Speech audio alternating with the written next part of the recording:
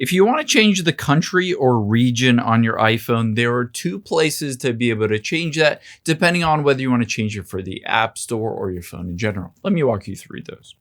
So the first thing we're going to do is open up the Settings app on your iPhone.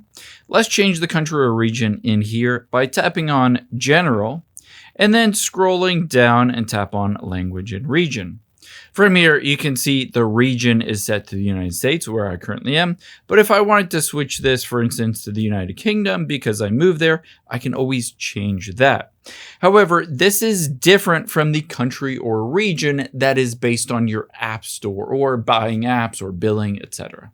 So let's hop out here and change that as well. Let's open up the App Store on your iPhone. Tap on your profile at the top right. And now from here, tap on your name at the top.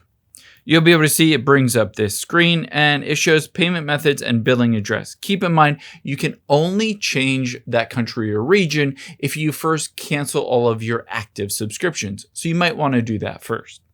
Then just tap on country or region here and you'll be able to see I can scroll down. Let's say I move from the United States over to the United Kingdom. I can just tap on that. Again, it says I cannot change it right now because I need to cancel my Apple One subscription. But after you've done that and canceled everything, just tap on the OK button and go through the process of setting up that new country or region. If you want to learn more about your iPhone, check out this video over to my right. I think you'll really like that one too. And thanks for watching.